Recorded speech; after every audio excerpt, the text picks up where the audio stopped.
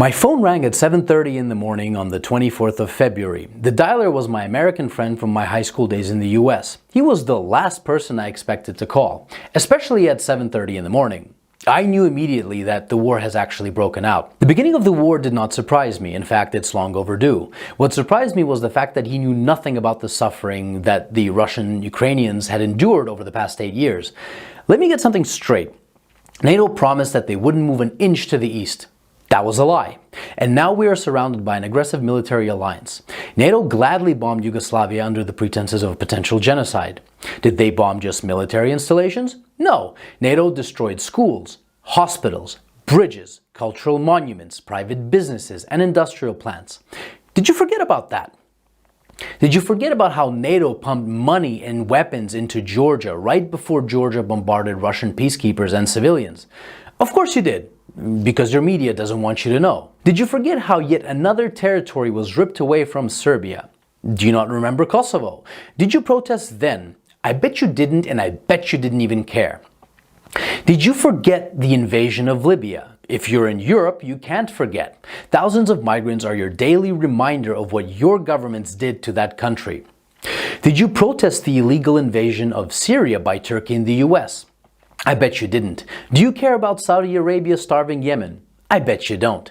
Do you care, or did you care, about the illegal invasion of Iraq and Afghanistan under false pretenses? What, they aren't people to you? Why haven't you been vocal against the murder of children and civilians at Iraqi and Afghani weddings by American bombardment?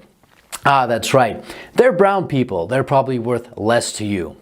Where were your crocodile tears when Kiev started bombarding Ukrainian Russians in the east simply for doing the exact same thing as the Ukrainians did in the west, was to get rid of a corrupt government? Where were your crocodile tears when Kiev shut off electricity and water to Crimea?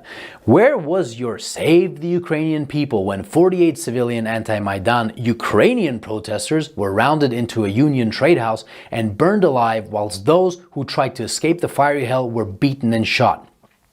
Do you by any chance know who the Madonna of Gorlovka is? Do you know what the Alley of Angels memorial is? Let me give you a hint. People engraved into that memorial aren't alive, and they are not adults. Did you shed even one digital virtue signaling tear when the children at the children's beach in Zagreb were purposefully bombed by the Ukrainian military using illegal cluster bombs? I bet you didn't. But that's okay. How would you? Your mainstream media keeps you in the dark. For 8 years, the US and its allies have been pumping billions of dollars worth of lethal weapons into Ukraine. For 8 years, the Ukrainians have been waging a war with their own people in the east. And for 7 years, Russia and the people of the Donetsk and Lugansk republics have been patiently waiting for Kiev to adhere to the Minsk agreements. Should Russia have waited maybe 20 more years? You know, the amount of years that the US spent killing Afghanis. So whilst leaders like Boris Johnson, Joe Biden, Emmanuel Macron, Olaf Scholz and Ursula von der Leyen have been virtue signaling about the poor Ukrainians, they have been robbing the Ukrainians of their dignity, making their economy run on loans from the IMF, and basically robbing them of their future. And Russia is to blame when we were their primary trading partner? The West pushed Russia into a corner. Protect yourself from an increasingly hostile neighbor who wants to become part of a hostile military alliance called NATO and lose Nord Stream 2, for example. Or watch Russian Ukrainians get slaughtered by the thousands. The West wanted to fight this war with Russia until the very last Ukrainian. Remember Kosovo? Well, the Lugansk and Donetsk republics have every right to exist. Russia didn't set the precedent. Your leaders did when they recognized Kosovo. And final food for thought. Why was there no bombardment of innocent civilians in Crimea, even though it's closer to Kiev than Donetsk is? I'll give you a hint. The actual Russian military was there, protecting the people. Here's another. The Ukrainian army has been fighting this invisible Russian army for 8 years now in the east, according to your mainstream media. Why then did the Ukrainian army collapse within 24 hours when fighting the actual Russian military? And since it did, what do you think your tax dollars were doing in Ukraine?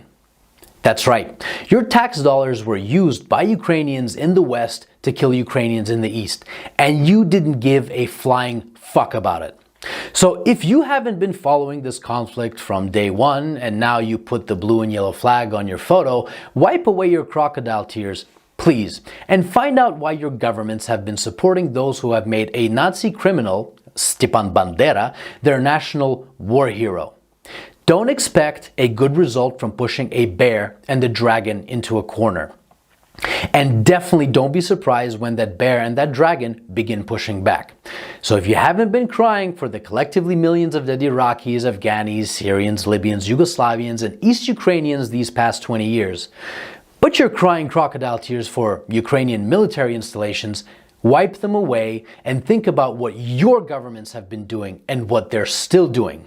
And I hope that this 8-year story of a war started by a criminal Ukrainian government against its own people can finally come to an end, and Ukrainians and Russians can finally live in peace.